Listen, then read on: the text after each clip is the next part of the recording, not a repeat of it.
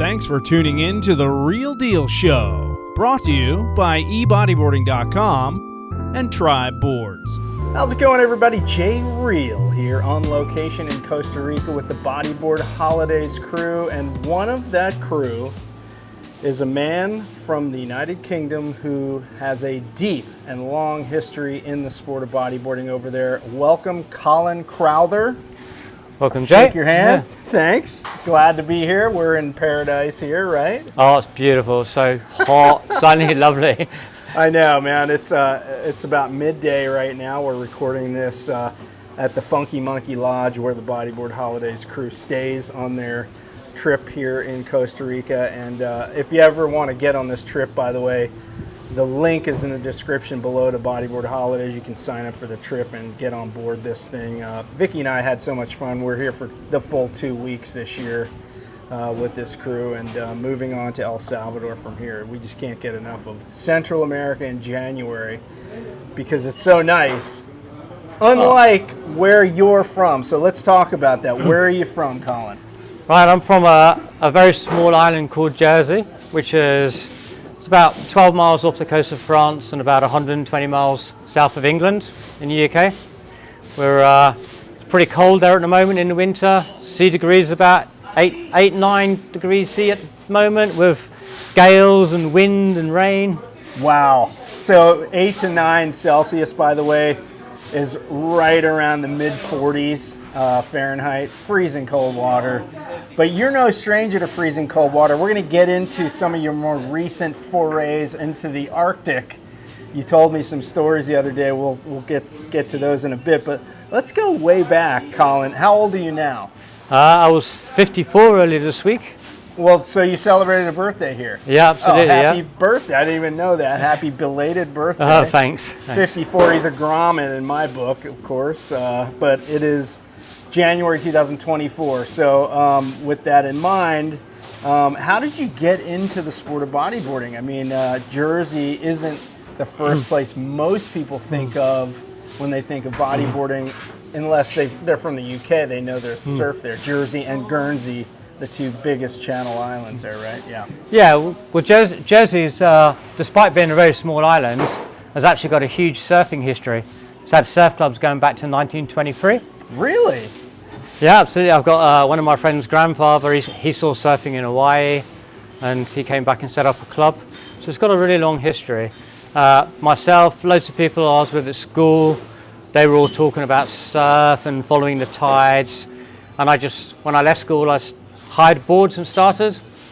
I originally started on the big boards at first, and then like a longboard or a surfboard? No, on boogie boards. Okay. Boards, and then I, after watching a video called Crystal Voyager with a Californian surfer, George Greeno. George Greeno, yeah, from Santa Barbara. I then transitioned to riding kneeboards for a while.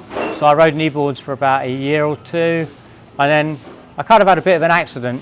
Yeah, so let's share with the viewers and the listeners what that accident was. Pretty horrendous. Well, I spent the afternoon at the beach as usual, and the battery on the car was flat with me and my friends.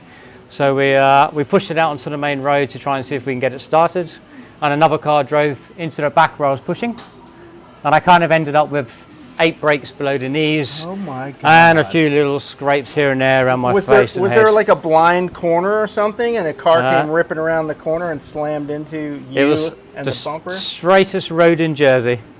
I don't know what happened. I expected a car to overtake. Yeah. And then there was a short skid. Slammed you. And I was flying through the air and I landed behind both cars. Oh my God. And what were the damages? Let's talk about the damage you sustained in that. Well, I had bones go through the skin in both legs.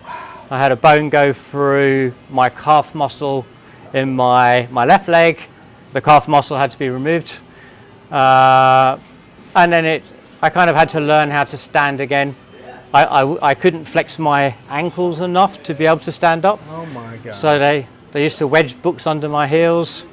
And then from there, I just gradually got myself fitter until, I was desperate to surf again. It took 9 months.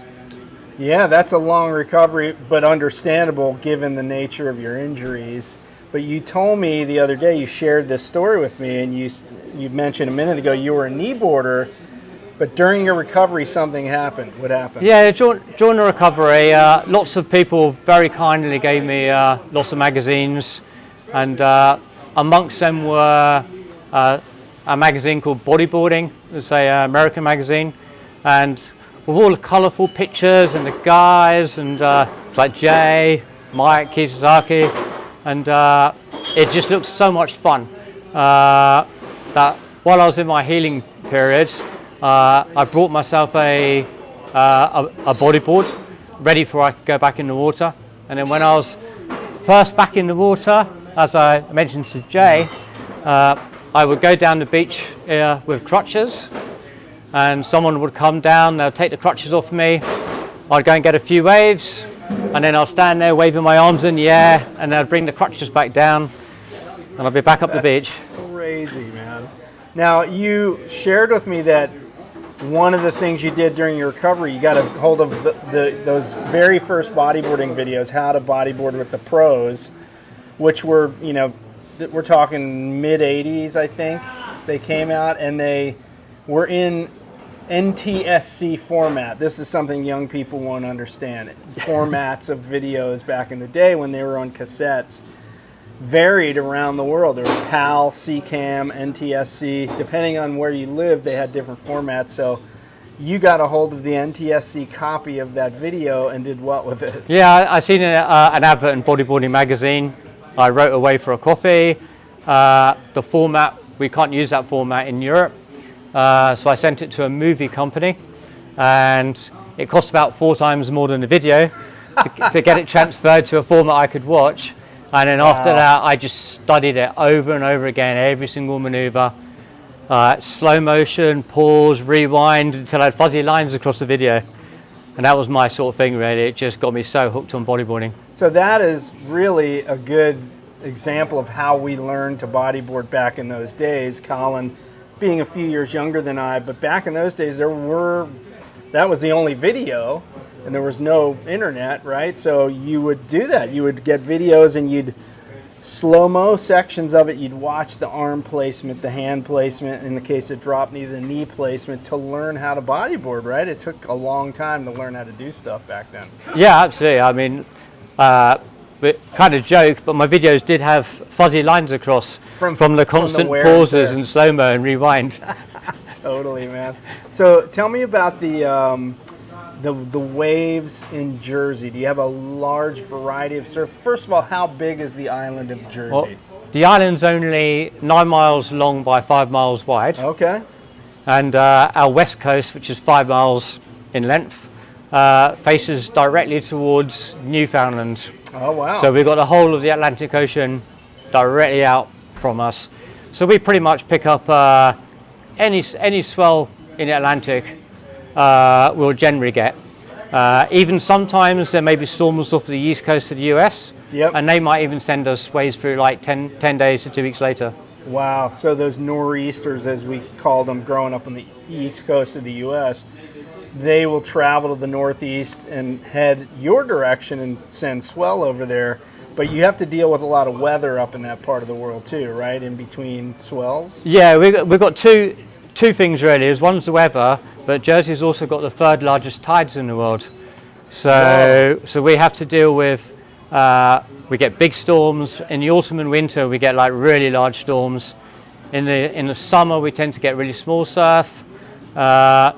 But for a lot of surf spots, you need to have perfect tide, perfect wind, perfect size swell. Of course. So there's so many times we get 2 of them, but not the 3rd. Not the 3rd. So we always have to be on top of our game. I used to keep diaries, so I'm really good at knowing what tide to go to, what conditions. Yeah. I just got it locked in the head. Well, you have to be a statistician and an amateur meteorologist to be a surfer or bodyboarder in Jersey. And I think most places it's like that. A lot of people that ride waves on a daily basis, or it's their passion, they just by osmosis, they learn those skills or those things about the ocean. And it sounds like it's the same. So you talked about freezing cold. Obviously, we're in the middle of winter in the northern hemisphere. Summertime, how warm does it get there in the water? What's the water temp in summer? Again, I don't know the Fahrenheit, but but it goes up to about 19 degrees, maybe 19.5 degrees. That's about 68 Fahrenheit. And on a hot day, well, occasionally get the shorts on. Yeah, so I would not be in shorts in 18, 19 degree water, but that's me, I'm a wuss. But I could see how you guys would, and I assume because you live in a place that's 9 miles by 5 miles, everyone knows each other in the water. Is that the case? Yeah, very, very much. I would say the way, although it's only 5 mile long coast, there's various different groups and spots. Okay. So, for instance, there's one spot called the Cutty Sark, which is only half a mile from where I surf most often, and I haven't surfed there since 1985. Oh wow! No so way. We have our localized spots, so there's various different localized crews in different places. Okay, and which you don't have to say what your spot is. Is it like a secret spot? You're one of the crew at a certain spot regularly, would you say? I grew up at the center of the surfing scene is the water splash, so that's generally the hangout spot. But when the tides reach different conditions, then I've got a few go-tos. There's some waves which are particularly good for bodyboarding. And then there's a few reefs that work now and again, which I might sliver away to. Well, what's the ratio of bodyboarder to surfer in Jersey? The island's got a very large surfing history. The ratio is very heavily weighted towards surfing. Yeah, 100 years history. You mentioned back in the 1920s, so way more surfers than bodyboarders. I think that's the case at a lot of spots too. I wanted to ask you, you're entrenched in that whole scene there in the Channel Islands in Jersey. You've been very involved over the years with competition, both as a competitor and as a contest organizer. Let's talk about your competitive career first of all. When did you start doing that? I did my first bodyboard contest in 1986, where I got a third spot, and it was a competition called the Jersey Surfabout. And I did mention to Jay that round about that sort of time in the UK, we started to get overnight TV, 24-hour TV, and amongst the TV programs, they started showing the Professional Surfing Association of America tour contests, which were often held in waves similar to what I was surfing at home, in fact often worse. Yeah. And I love the competition vibe. And then at that time, there was also a new crew of bodyboarders, the Kauai Classic team, who are really competitive, and I got amped for contest. So those were your inspirations in those days. Do you have any contest results that you're most proud of? Absolutely. I mean, I've been successful at home, but my proudest result is I finished runner-up in the British Championships, the Open division, in 1992. And I've also had a few runner-ups in the over 28s and over 35s. Okay. And are you still competing? I've not travelled to compete for a while, but I've still been doing our local Channel Island Championships. Okay. Right on. So now you were involved in organizing competitions. How did that start, and what are some of the major events you've been involved in? Well, there was a little bit of self-interest at the beginning. In Europe, there's an event every 2 years held, the European Championships, which national teams compete at. And at the beginning, I wanted to make sure the selection process for the bodyboarder, because originally there was only one bodyboarder on the team, was fair. So I kind of got involved with the committee in that to make, kind of get involved and help with the contest. Yeah. And then it kind of went from there, really. There were some guys and girls that had run the Jersey Surfboard Club, which is actually the oldest continual running surf club in Europe. Excuse me. And they kind of stepped down, and me and a couple of friends, we kind of filled the gaps and went from there, really. And then over the years, I've got more involved in the European Surfing Federation, and I found myself being contest director for the Junior European Surfing Championships, which is shortboards and bodyboarding, which were held in Jersey in the year 2000. Yep. Which we put in a bid to hold it because the European Championships actually started in Jersey. So we thought it would be good to have the first contest of the new millennium in Jersey. And then 9 years later, in 2009, I did the actual contest director for the main European Championships. Jeez, man, that's some heavy stuff. I mean, those are important events, and obviously you must do a good job to run them if they keep having you back to do more and more of that stuff. I mean, and that's on your free time. Do you get paid to do that? No, it's all voluntary, but I have to stress, we've got a really good team of guys that all pull together. Yeah. And mostly from Jersey or all around the UK? Mostly Jersey. Okay. Mostly Jersey, but I have contacts in other countries. Excuse me again. I've got some contacts in other countries that maybe bring in scoring systems. Yeah. Okay. Now, how's the vibe? Sort of touching on that. How's the vibe, surfer bodyboarder vibe in Jersey? Is there any issues over there? You know how sometimes at certain places that can be an issue. Anything where you live? No issue at all. I think any vibe issues disappeared with the 80s. Oh, good. Yeah. I love to hear that. One thing I want to back up because I forgot to ask you a question. You said you have the 4th biggest tides. Yeah, the 3rd biggest tide in the world. 3rd biggest tides in the world. What are the tide fluctuations? How big? Okay, so when we have our biggest spring tide during the year, we can have a 0 feet low tide and a 40-foot high tide. 40-foot tides? Are you kidding me? So the tide, like on the southeast of the island, goes out best part of 2 miles. Oh my God! But we have something that one of my friends calls the Jersey Stare, where the tide goes out so far that we often have to spend hours waiting for the tide to come in so we can surf. That's insane. So we're just staring at the sea, waiting for it. I would think you could get down there with shovels at a sand bottom beach break and like create these little triangular mounds of sand, and then when the tide comes in, you have an A-frame. Is that the case? The main thing is like having the knowledge of what spots are going to work on the tides, Sure. and then being there. Ideally, if you can be there before anyone else, so you can fill a line up first. Yep. But just constantly being aware of what spot could work, when it could work, and what that sort of thing. Well, I remember being in France many years ago in Lacanau, and there was a contest going on. The waves were really small, so at low tide they brought bulldozers out and actually made little peaks in the sand, so that when the tide came in, there would be little A-frames, this waist high. But that was interesting, like temporary, reshaping of the shoreline, if you will, and they did it with bulldozers. This is back in the early 90s. They did investigate a few years ago. We have like our West Coast has pretty much got like an old, like from World War II, seawall that runs along the bay. Yep. And sometimes the sand disappears. And it was investigated about building groins to try and help build some sandbanks, which could have been really good for surfing.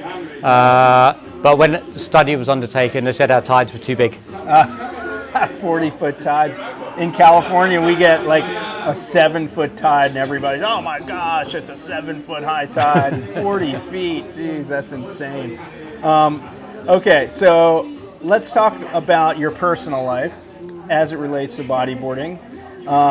Bodyboarding as a professional thing hasn't been in your life as far as I can tell. In other words, you never just got paid to go bodyboarding. So talk about your life, like in terms of work and your personal life. How has that gone? Have you, out of high school, did you start working straight away? Did you go to university?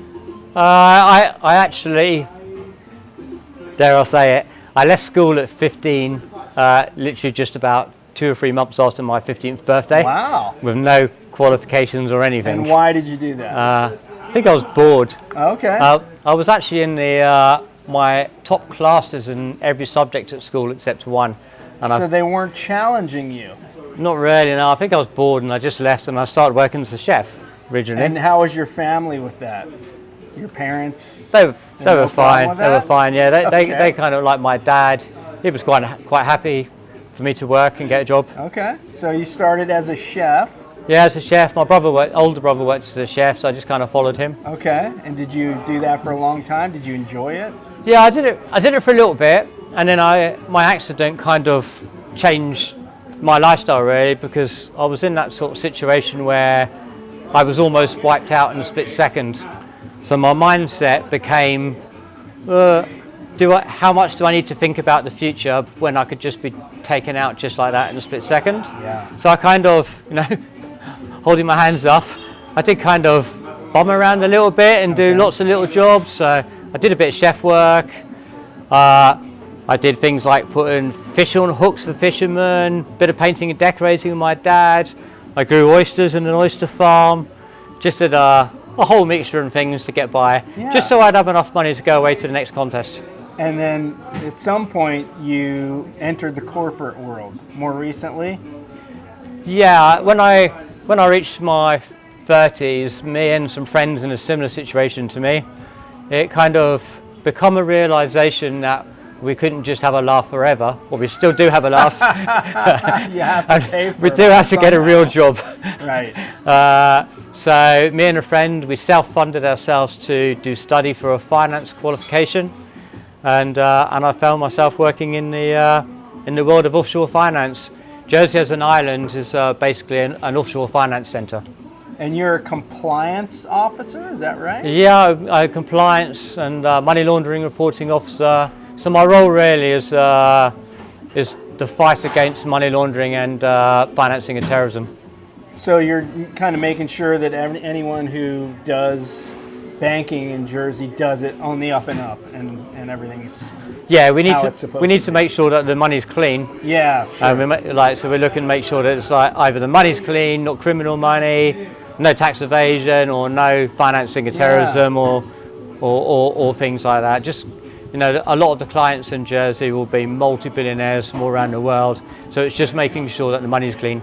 Cool. Oh, noble profession. And what's your work schedule like? Are you a 9 to 5 office guy, or can you make your schedule? I am a 9 to 5 office guy. Yep. And after over 20 years working 9 to 5, it's still quite painful for me, because every October our clocks go back in Jersey, and then we can only surf on the weekends. Because it's dark when you get off work. And it still bothers me today after 20 years. Oh my gosh. What time is it light in the morning?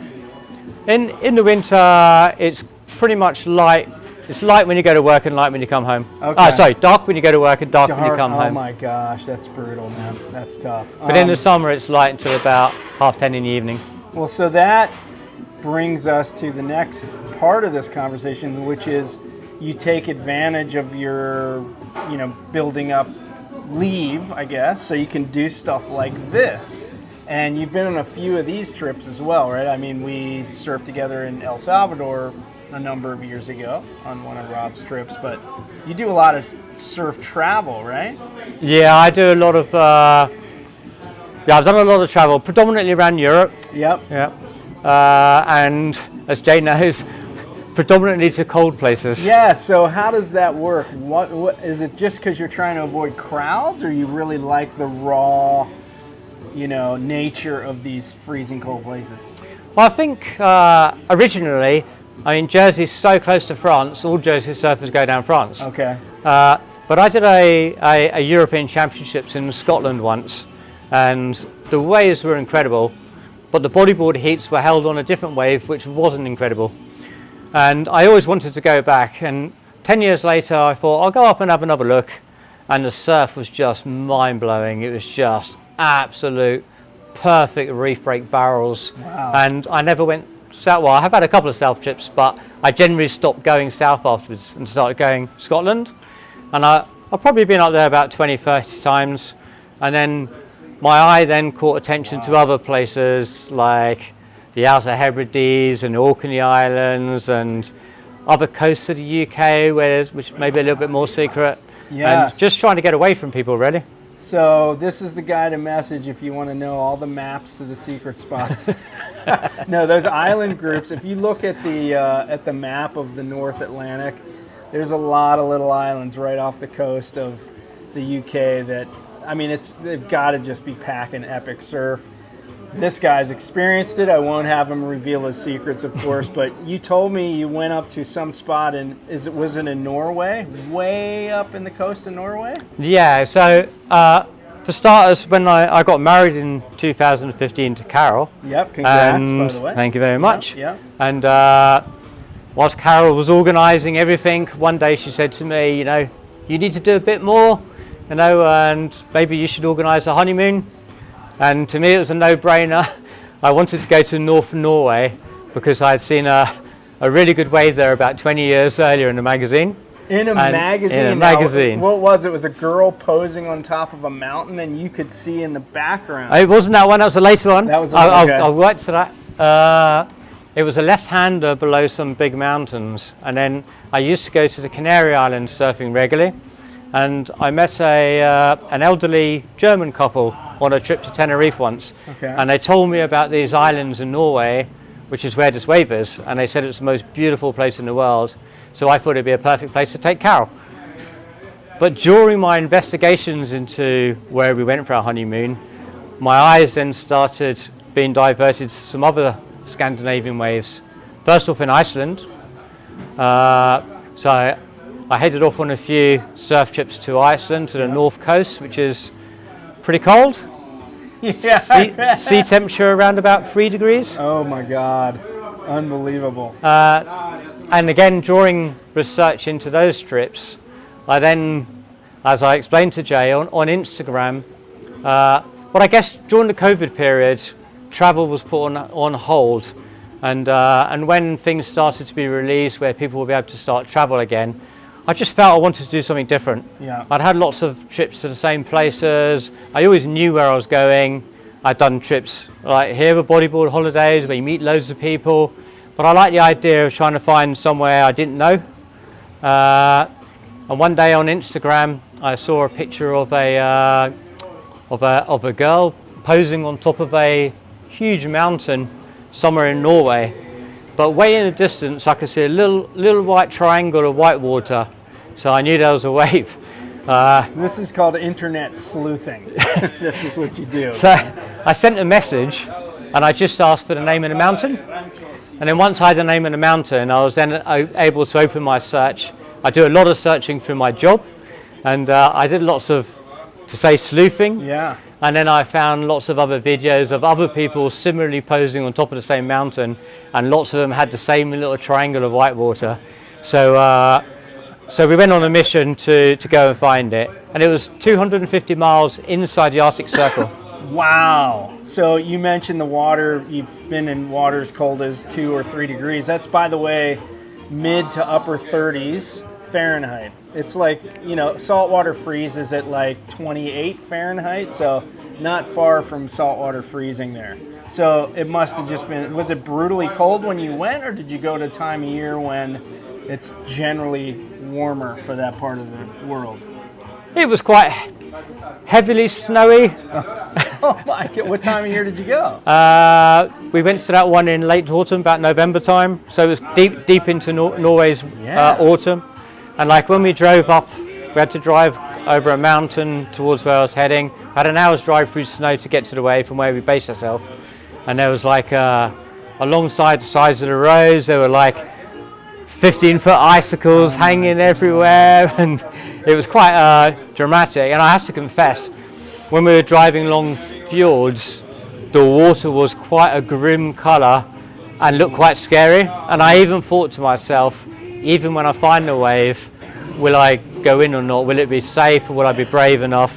Yeah, because there'd be nobody else there. Yeah, no one to help me. Unfortunately, Carol's doesn't swim greatly, and she's not going to dive into freezing cold water to come and rescue me. And she doesn't like heat, which is why she's not here, by the way. You told me the other day. Yeah.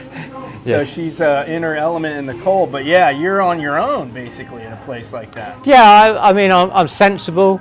Well, I like to think I'm sensible, and so for this place, we went down a track alongside a fjord, and it was deep water all the way, and then it opened out into this triangular reef. Had a long left-hander, short right-hander, 4 big mountains behind me. But what I always do is I look at the landscape, I look at everything around me, I line up everything, and I tell my wife my exact plan. I tell her where I'm going in, where I'm coming out.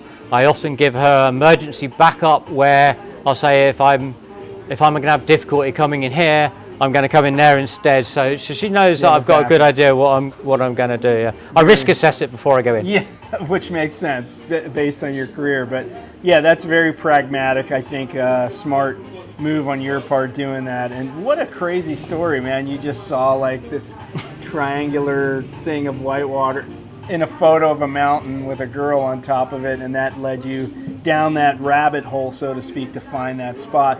By the way, I'm going to put a link to Colin's Instagram in the description for those of you watching on YouTube, so you can kind of look. He has some pictures of himself covered from head to toe with neoprene at some of these destinations. And so that brings the question of all these places. You said you kind of gravitate more towards these more raw and cold places. What's your favorite surf trip that you've been on in your many years of bodyboarding? Iceland. No doubt at all, Iceland. Were you there before it became cool to go surf Iceland? Because now it seems like there's a whole surf industry there. Yeah, I mean, the wave that I surf in Iceland predominantly is well named now. But when I travelled, it took me months and months of internet research to find it. Wow. Because of the search skills I use at work, I was searching like Swedish, Norwegian forums and pages and translating and doing all sorts to try and find where this wave is. I mean, Iceland's got a huge coastline and I had no idea where it was. And then somebody gave it a nickname. And it was enough to give me something to go on. And then someone else named it, but they didn't actually name it. They named another place not far from it. Wow. So then I knew I was in the right place. And using Google Earth, I could see a kink in the coastline that looked perfect for harbouring a big right-hand point. Wow. So yeah, I've discovered where the wave was. But nowadays it is quite well named. They do tours there as well. Yeah. But it's never going to be busy. I mean, Iceland's a big country and it's only got about 50 surfers, I was told. Wow, no kidding. Wow, they're probably all employed in that industry now, showing people around. Because most surfs I've had there have been on my own. Wow, that's so cool. So if we check your browser history on your work computer. It's all lunch hours. All on lunch hours. Okay, I'm just checking, man. Make sure it's all good.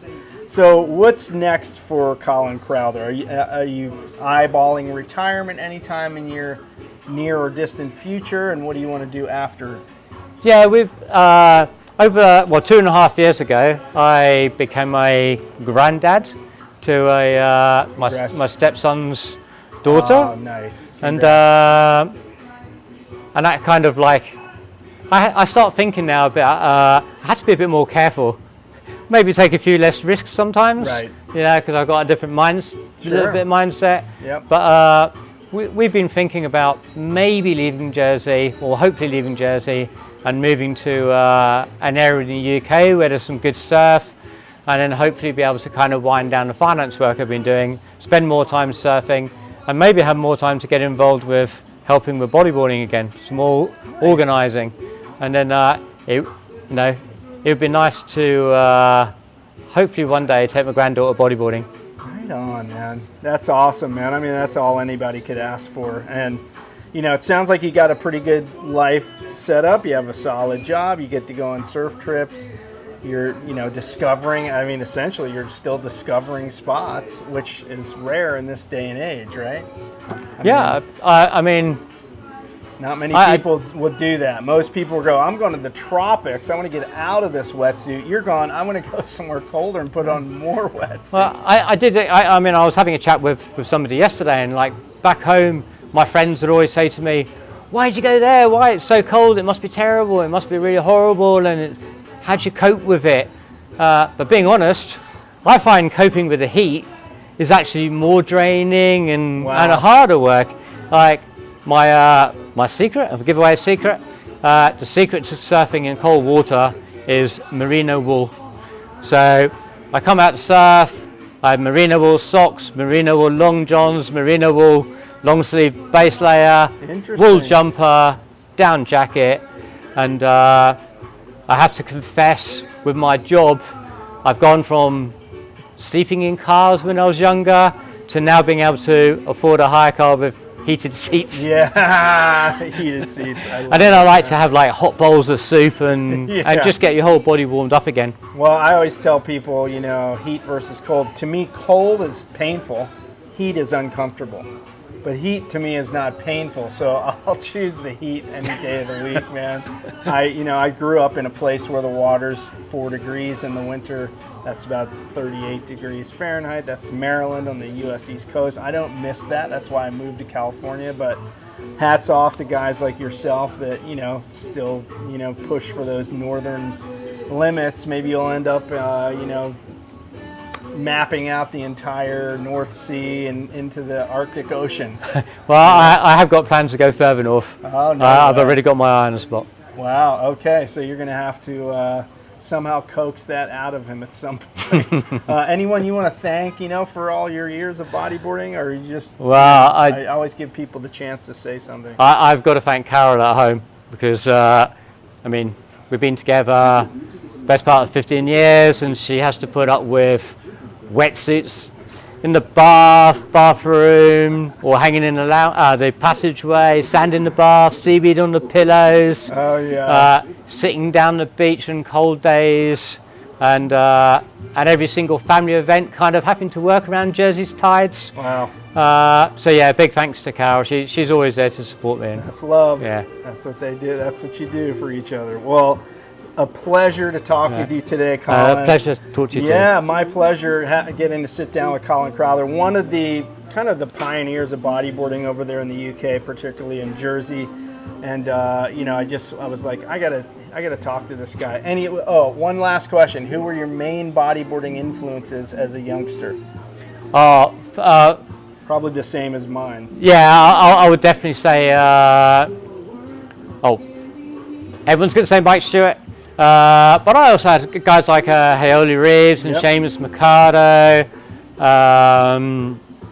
your good self. Oh. I used to drop knee quite a lot. Okay. In fact, I dropped knee quite a lot. I used to do it very, very regularly. But then as the shapes of boards progressed, yes, my boards become smaller and smaller and thinner, and then I found drop knee really difficult.